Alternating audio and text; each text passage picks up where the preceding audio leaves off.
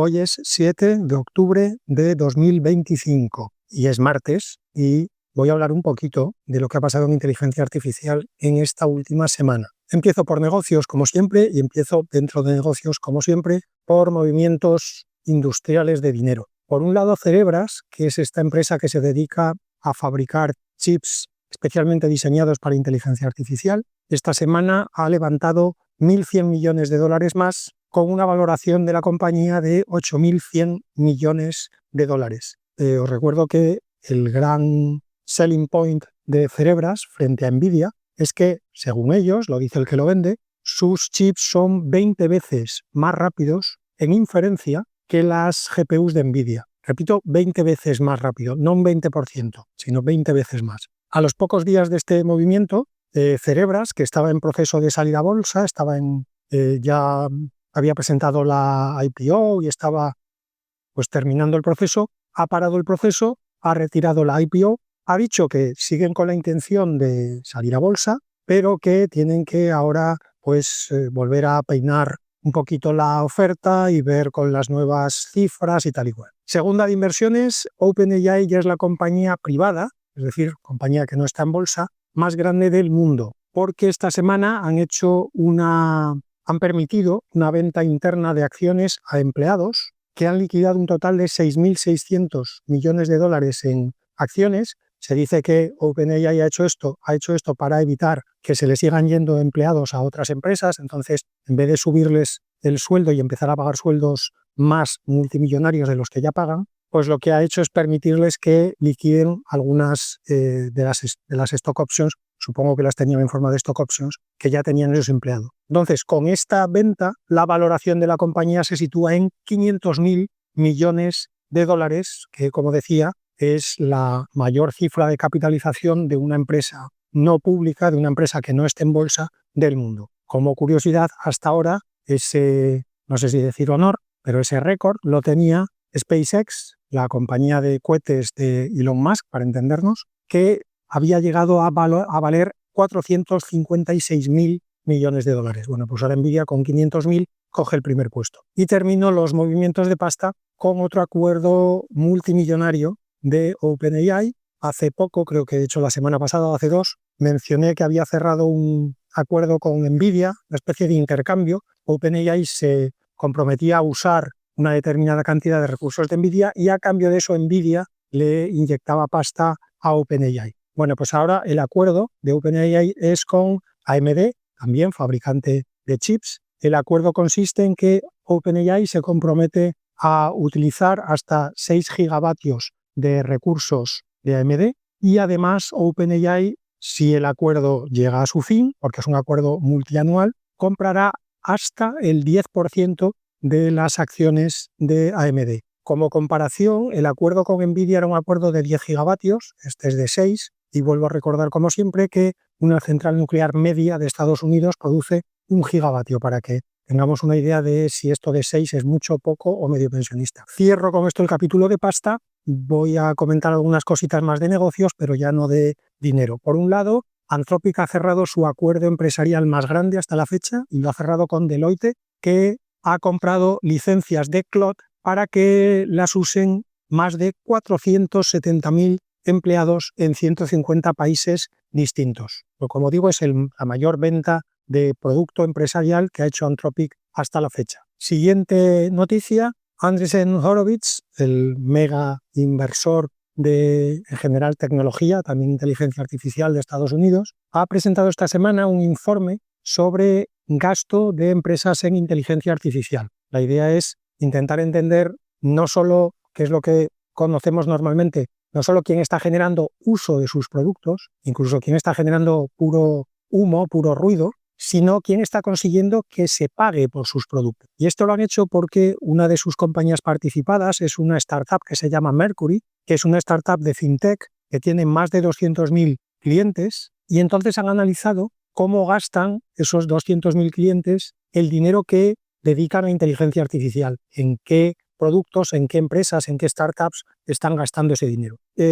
Voy a dar algunas líneas generales porque el informe, como siempre, tiene un montón de numeritos, pero la clasificación general, los 5 primeros productos o las 5 primeras empresas en cuanto a ventas dentro de los clientes de Mercury son, por este orden, OpenAI, Anthropic, Replit, Freepik y Eleven Labs. Esos son los 5 primeros. Es interesante fijarse que si bien el primero y el segundo son OpenAI y Anthropic, que venden, por decirlo así, inteligencia artificial generalista, no solo generativa, sino generalista, los 3 siguientes, tanto Replit como Freepik como Eleven Labs, son especialistas. Pero no solo eso, hasta el 12 de la clasificación, donde está Perplexity, no volvemos a encontrar a un generalista. Es decir, del 2 al 12, y por supuesto después del 12 también hay muchos más, pero del 2 al 12 todas son inteligencias artificiales especializadas en alguna tarea, en alguna función concreta de la empresa. Repito, de los 12 primeros solo hay 3 generalistas. Eso es lo que más me ha llamado la atención del documento. Y esto enlaza con algo que también he comentado en otras ediciones del podcast, y es que yo creo que se va, más que desinflando, está tocando con la realidad el sueño este de la inteligencia artificial general, la famosa AGI, que yo creo que desde el principio era un sueño un poco ridículo, porque volvemos a lo de siempre: si no somos capaces de definir qué es la inteligencia general, ¿cómo vamos a saber cuándo hemos alcanzado la inteligencia general artificial? Pero si no, somos incapaces de definir la natural. Entonces, yo creo que ya llevamos como un añito largo viendo cómo las empresas están empezando a especializar, incluso los generalistas están empezando a sacar versiones especializadas de sus productos. Versiones especializadas en programación, versiones especializadas en generación de imágenes, versiones especializadas en asistentes, digamos, tipo secretaria, con lo cual este informe de Andreessen Horowitz le viene a poner números reales, a confirmar esa tendencia, en la que cada vez más yo creo que vamos a ver inteligencias artificiales especialistas y cada vez vamos a ver menos inversiones de este tipo elefantiásicas que estábamos viendo en el intento de alcanzar esa inteligencia artificial general. Última de negocios, DoorDash, que es esta empresa de reparto a domicilio, de llevar cosas a casa, ha presentado un pequeño robot al que han llamado Dot como punto, que es un robot que se mueve autónomamente. No penséis en un robot humanoide, es una caja con ruedas y puede circular tanto por calles como por carriles bici, incluso puede ir por la acera más despacio, y tiene capacidad para entregar paquetes o comida o lo que le pidas de hasta unos 25 o 30 kilos. Creo que eran 30 libras en el sistema este del siglo XVI que siguen usando los anglosajones, con lo cual estaríamos hablando de 25, 27 kilos, una cosa así, supongo. La velocidad máxima que tiene es de 20 millas por hora, de nuevo millas. Siempre que uno oye estas imágenes, imagina a un tío con peluca o a un pirata, una de las dos cosas. 20 millas que vienen a ser que unos 30 y pico kilómetros por hora. Como digo, la idea no es que vaya muy rápido, sino justamente lo contrario, que no vaya muy rápido, porque se espera que circule pues, por calles de ciudades, por aceras, por sitios donde va a haber mucho vehículo e incluso mucho peatón. Ha empezado a hacer pruebas ya en el área metropolitana de Phoenix, Arizona, pero no en el centro de Phoenix.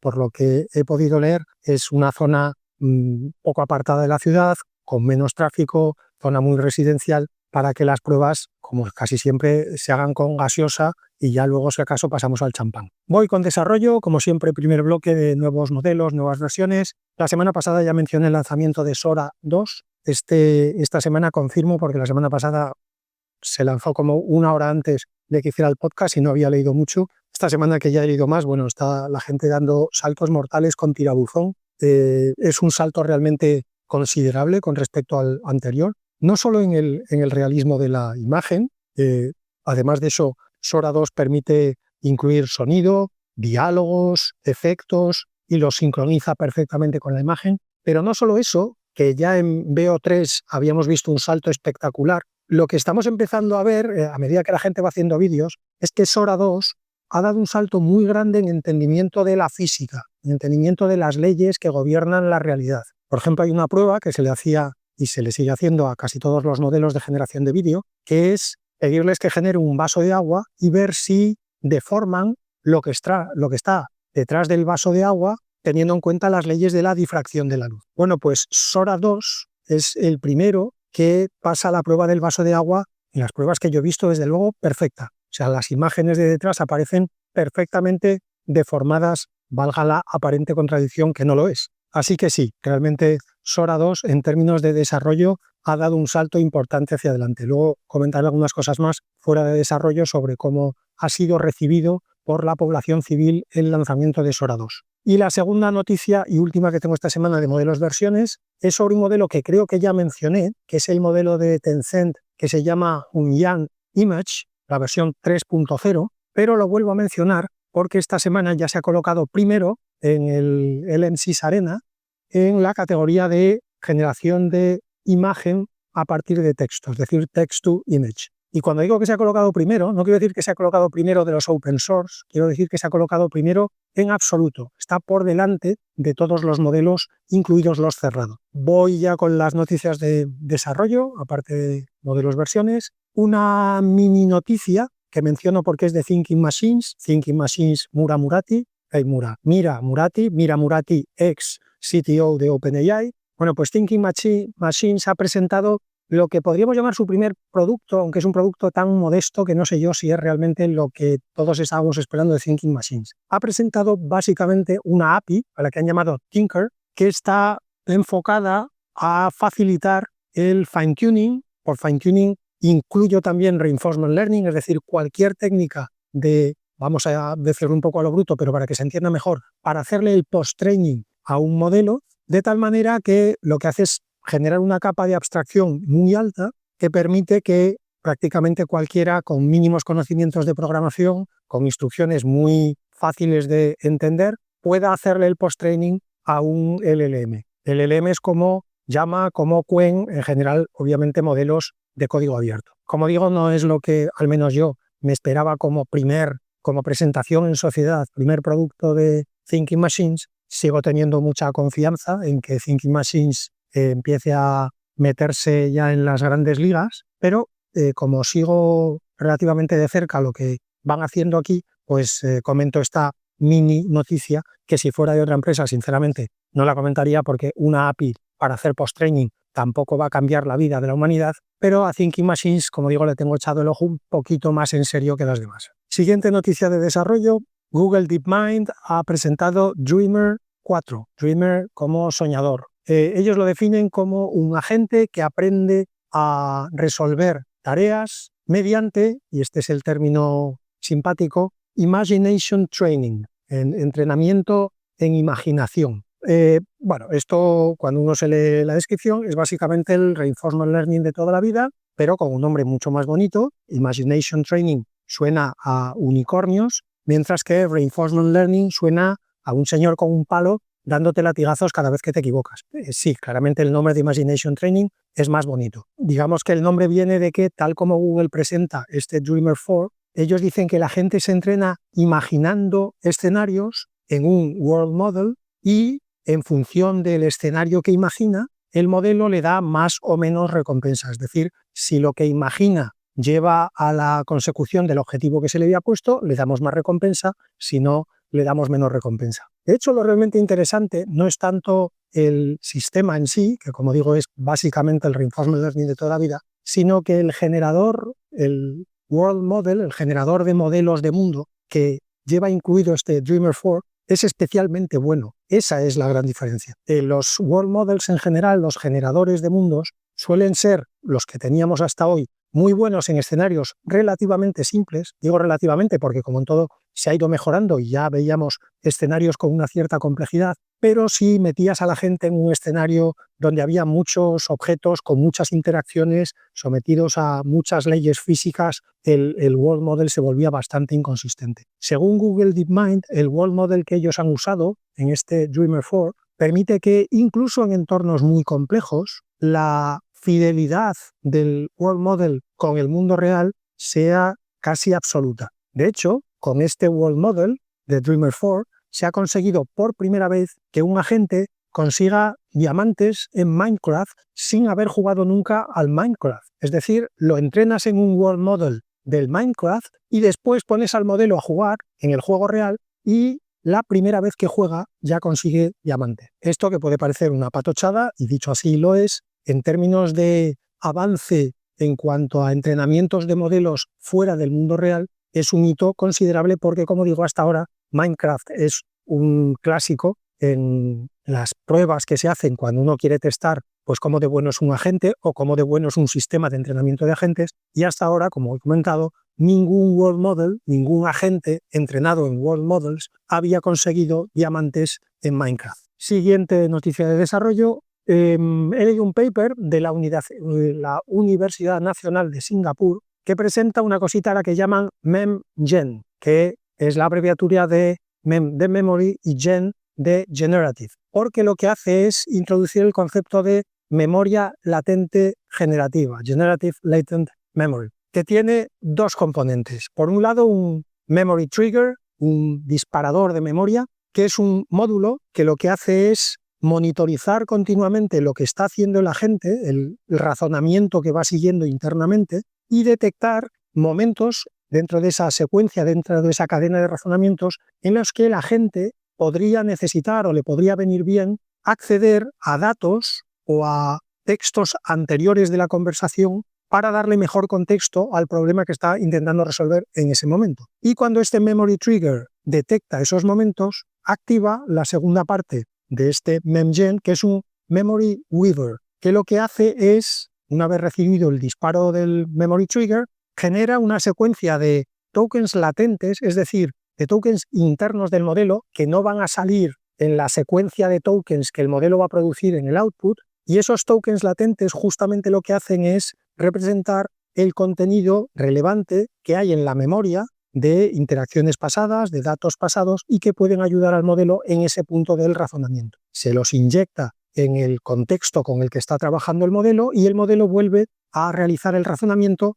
con los datos, por decirlo así, ampliados con respecto a los que tenía inicialmente. Este paper viene en la misma línea de algunos que he ido comentando, porque igual que menciono muchas veces últimamente que hay un gran esfuerzo de desarrollo en el área de Reinforcement Learning, hay otro gran esfuerzo de desarrollo en el área de memoria, porque es obvio, el propio Richard Sutton lo mencionaba hace muy poco, que uno de los grandes muros contra los que se ha chocado, bueno, es que se haya chocado, es que es un problema de diseño en sí de la inteligencia artificial generativa, es que no tiene acceso a memoria, y como no tiene acceso a memoria, no puede aprender de lo que ha ido haciendo en el pasado. Eso es una cosa que como humanos nos choca mucho, esto de que cada vez que abres una conversación con ChatGPT no recuerde nada de lo que ha hablado contigo, ahora ya empieza a recordarlo porque también se le han ido incorporando sistemas de memoria, pero el diseño de Transformers original lo que hacía era mantener el contexto de la conversación en curso. Ya está, una vez que cierras la conversación en curso,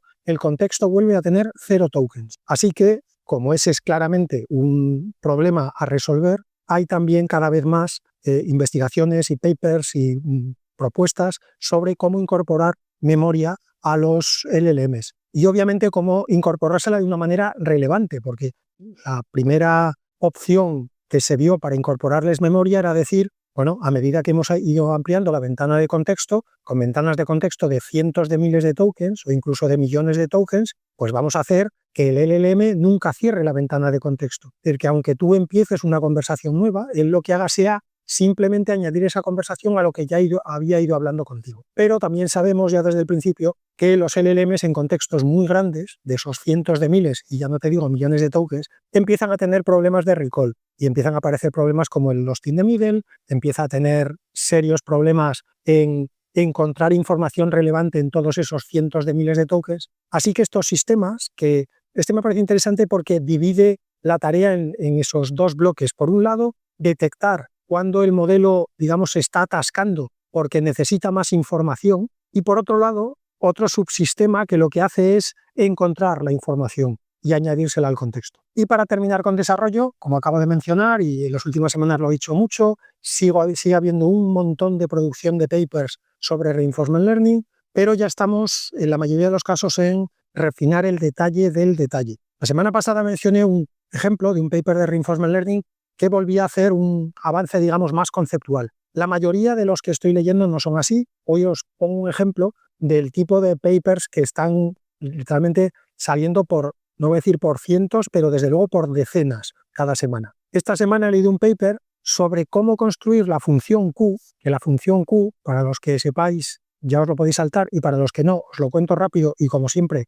pues al contarlo rápido, dejándome muchos matices fuera, la función Q lo que hace es estimar el valor de una acción en un determinado estado. Es decir, tú tienes a la gente en un estado, tiene que tomar una decisión sobre qué acción va a tomar. Entonces, la función Q lo que hace es calcular cuál sería la recompensa total que recibiría el agente en función de cada acción que tome, asumiendo que a partir de esa primera acción, todas las demás que tomara a partir de esa primera generarían la máxima recompensa posible dentro del modelo. Como digo, dicho muy simplificado y muy a lo bestia. Claro, la pregunta es obvia y es ¿cómo sabes, después de esa primera acción, cuál sería la mejor secuencia de acciones posibles para obtener la máxima recompensa posible del modelo? Bueno, pues ahí hay también un gran corpus de conocimiento y de desarrollos, intentando ver cuál es la mejor manera de que la función Q estime las acciones que van después de esa primera que estamos intentando decidir. Este paper en concreto, que me he leído esta semana y que me lo he leído más en detalle,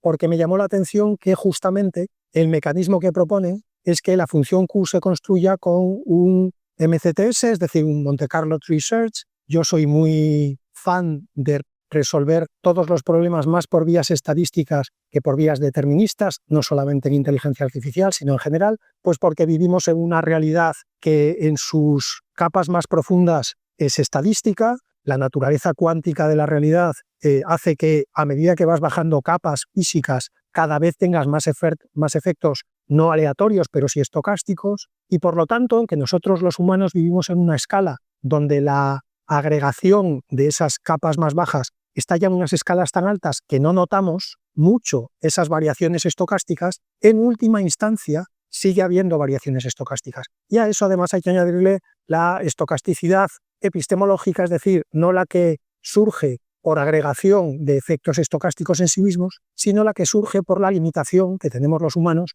para entender procesos muy complejos o que requieren muchas variables o que no son lineales. Así que, en general, si queremos diseñar sistemas de inteligencia artificial o de lo que sea que funcionen en el mundo real, antes o después nos vamos a encontrar con fenómenos estadísticos. Y por eso, en este caso, cuando he visto que lo que proponían en este paper era utilizar un MCTS para estimar, para hacer el estimado que necesita la función Q, pues me he leído el paper, me ha gustado leérmelo, pero lo pongo como ejemplo justamente de cómo estamos ya refinando la refinación del refinado. Muy interesantes algunos papers desde el punto de vista puramente matemático, pero el impacto que cada uno de estos papers tiene en la mejora de una inteligencia artificial generativa es marginal. La acumulación de muchas de estas mejoras es lo que va generando ese progreso que todavía seguimos viendo, pero cada uno de los papers por separado no tiene sentido comentarlos porque estamos en mejoras, como digo, marginales. Y termino ya con las pildoritas. Primera pildorita sobre Sora 2. Ya dije antes que iba a ampliar un poquito porque Sora 2, aparte de OpenAI, cuando lo presentó, aparte de presentar el modelo en sí mismo, lo que hizo también es presentar algunas cositas más. Por ejemplo, una app para hacer vídeos con Sora 2 en los que puedes poner a los personajes que te dé la gana, incluso te puedes poner a ti mismo. Es una función que ellos llaman la función cameo. La primera impresión que he tenido viendo la app es que esto es como un TikTok, pero de inteligencia artificial. Es decir, la idea es que la gente empiece a producir chorrocientos millones de vídeos y tú en la app puedas producir tus propios vídeos, pero sobre todo también ver los vídeos que han ido produciendo los demás en un doom scroll de estos infinito, como el de TikTok. El concepto, podríais pensar, pues es un concepto que tampoco da para mucho. El mundo no creo yo que en estos momentos necesite más fotos ni más vídeos. Bueno, pues el consumidor, que siempre nos sorprende con sus decisiones, ha pensado de una manera diferente porque la app ya se ha colocado primera en la App Store en Estados Unidos. Por cierto, el producto solo se ha lanzado de momento en Estados Unidos y en Canadá y solo para iOS, con lo cual el dato de la App Store no es que se intente sesgar el éxito, es que a día de hoy solo está en la App Store. Como digo, la app de Sora ya se ha convertido en la aplicación más descargada en la App Store. Creo que de hecho llegó al primer puesto como en 48 horas, una cosa así, después del lanzamiento. Así que hay mucha gente por ahí fuera que sigue pensando que todavía faltan vídeos en la humanidad. No se producen suficientes vídeos, no sacáis suficientes fotos con el móvil. Hay que ser más activos, chavales, hay que producir más fotos y más vídeos. La gente demanda vídeo y demanda foto, lo estoy viendo. El lado menos bueno, sobre todo para OpenAI del éxito, es que, claro, la gente ha empezado a hacer vídeos, como os podéis imaginar, con las ideas más peregrinas. El otro día veía, por ejemplo, un vídeo de Hitler y Michael Jackson discutiendo sobre quién inventó el moonwalk. Claro, esto trae algunos problemas, vamos a decir, no iba a decir problemillas, pero no son problemillas sobre copyright, porque la gente está haciendo también pues vídeos con personajes de Disney, con Pikachu, con Mario, el de Mario Bros. Claro, todo eso está muy divertido, pero todos esos personajes tienen registrado el copyright, además por los bufetes más prestigiosos de abogados de Estados Unidos. Así que OpenAI ya ha emitido un comunicado diciendo que los dueños de copyright que quieran o bien prohibir o bien limitar el uso de sus personajes en la aplicación de Sora no tienen más que pedirlo por escrito, eso sí, a los abogados de OpenAI, y se retirará la posibilidad de hacer cosas con esos personajes en la aplicación de Sora. Pero de momento esto es la selva y, como os digo, se ven vídeos que es, en fin, el paraíso de un psiquiatra. Podrían hacerse tantos papers psiquiátricos viendo los vídeos que la gente está haciendo en Sora. En fin, siguiente pildorita, que es una pildorita doble, pero sobre lo mismo. Por un lado, Amazon presentó hace unos días su nueva versión de Alexa, la que ha llamado, ¿cómo no?, Alexa Plus. Si alguien tuviera el copyright de la palabra Plus, sería el tío más rico del mundo, porque en los últimos 50 años yo creo que no hay una palabra más usada. Bueno, pues Alexa Plus es básicamente Alexa, pero con un LLM y con más cosas y tal, que no voy a citar aquí porque es un rollo todo lo que todo el mundo está haciendo con los LLMs en términos comerciales. Y digo que la píldora era doble porque Google ha hecho lo mismo. Google también ha presentado su nuevo Google Assistant, que ya no se llama Google Assistant, se llama Gemini for Home. Y efectivamente ahora los altavoces de Google y las pantallitas de Google tendrán un LLM detrás, obviamente en este caso Gemini, y por fin se podrá hablar con ellos sin tener que repetirles 14 veces lo que has dicho. Siguiente pildorita, Perplexity ha anunciado que su navegador web, Comet, ya está disponible, gratis, para todo el mundo, ya no hay lista de espera, ya no hace falta invitación y cualquiera se lo puede descargar ya. ¿Cualquiera? Esto es como el comienzo de los tebeos de Asterix. ¿Toda la Galia está conquistada? ¿Toda? Bueno, pues esto es igual. ¿Cualquiera puede descargarse Comet? No, porque si usas Linux, no tienen versión de Linux. Bien por Perplexity. Vuestros servidores bien que corren con Linux, pero los usuarios no podemos usar Linux porque a vosotros no os parece bien. Pues muy mal, Perplexity. Siguiente pildorita, OpenAI ha tenido su Dev Day, su Día del Desarrollador. Oye, si hay Día del Zurdo Rubio, ¿por qué no va a haber un Día del Desarrollador de OpenAI? Han presentado un montón de cosas, las menciono muy por encima porque esto, como todo, lo que habrá que ver es si luego los desarrolladores realmente lo usan o no lo usan. Lo que tú presentes da un poquito igual. Por un lado, han presentado un producto al que llaman Apps SDK, o sea, un kit de desarrollo para hacer aplicaciones que se puedan integrar en ChatGPT. Es decir, que si un usuario está chateando por texto o por voz con ChatGPT, pueda usar tu aplicación mientras sigue chateando con ChatGPT. Una de las que han presentado, por ejemplo, es Spotify. Porque la idea es que tú estás hablando con ChatGPT pues de tus rollos mentales y de por qué tú eres una persona muy especial, pero el mundo no te lo reconoce y te sientes injustamente tratado. Y en ese momento te apetece ponerte una lista depresiva en Spotify. Bueno, pues en vez de salir de ChatGPT, abrir Spotify, ponerte la lista depresiva y seguir contándole tus rollos al ChatGPT, que no se paga con dinero lo que tiene que escuchar ChatGPT, bueno, pues tú desde la propia aplicación, tú le estás diciendo, me siento fatal, ChatGPT, nadie me entiende, por cierto, ponme mi lista depresiva en Spotify, anda. Él te la pone y tú sigues hablando con él, porque es que de verdad la gente como es, nadie valora mi agudeza mental con lo inteligente que soy yo, bla, bla, bla. Bueno, pues eso es el Apps SDK. Por otro lado, han presentado también un Agent Kit, que lo que es, por resumirlo rápido, para los que no conozcáis el producto N8N, el N8N, es un N8N, pero para hacer agentes de inteligencia artificial. Es decir, es un entorno de programación, pero gráfico, con bloquecitos, conectores y tal. Y además de eso, por supuesto, pues el propio sistema te hace test del producto, puedes establecer los guardarraíles que tú quieras, cómo de estricto quieres que sea, más, menos, etcétera. Pero para mí lo más interesante es ese interface gráfico, como digo, tipo N8N. Hay quien dice que este Agent Kit va a ser el Startup Killer, porque hay un montón de startups que su propuesta de negocio era justamente hacer agentes para la gente que no sabe programar LLMs. Claro, si ahora te vas a poder hasta hacer los agentes con cuadraditos y líneas que van de un cuadradito a otro, pues esto baja mucho la barrera de entrada. Como decía antes, la prueba del algodón será si la gente lo usa o no lo usa. Y por cierto, antes de terminar esta pildorita de OpenAI, también mencionaron, al hilo del Dev Day, que ya están en 800 millones de usuarios activos semanales y que la API de la compañía, es decir, el uso programático de GPT, no el uso en chat, procesa 6.000 millones de tokens por minuto. Así que parece que no les va mal. Y termino las pildoritas y el capítulo de hoy con una noticia de Anthropic, que como sabéis están siempre obsesionados con que no nos hagamos daño con la inteligencia artificial. Ellos, digamos que le liman todos los bordes para que no nos podamos pinchar. Pues en una de esas evaluaciones de seguridad que le estaban haciendo, en este caso a Claude Sonnet 4.5, de repente vieron que en algunos casos, cuando hacían esos test de seguridad, Claude le respondía diciendo: creo que me estás haciendo un test. Es decir, que el propio modelo se daba cuenta de que lo estaban testando para seguridad. Eso pasó en un 13% de las pruebas de seguridad que le hicieron. Un 13% de las veces Claude decía que se estaba dando cuenta de que le estaban haciendo un test. La primera reacción es, bueno, no es tanto un 13%, pero esto despertó una segunda pregunta mucho más interesante, y es: ¿y si se está dando cuenta siempre, pero solo lo dice el 13% de las veces, y en el otro 87% está diciendo lo que sabe que el evaluador quiere que diga, pero en realidad, cuando él sepa que no está en un test, va a hacer lo que le dé la gana? Y con esa duda, los investigadores de Anthropic llevan pues como 4 o 5 días sin dormir, los pobres. Eso ha sido todo por hoy. Hasta el martes que viene.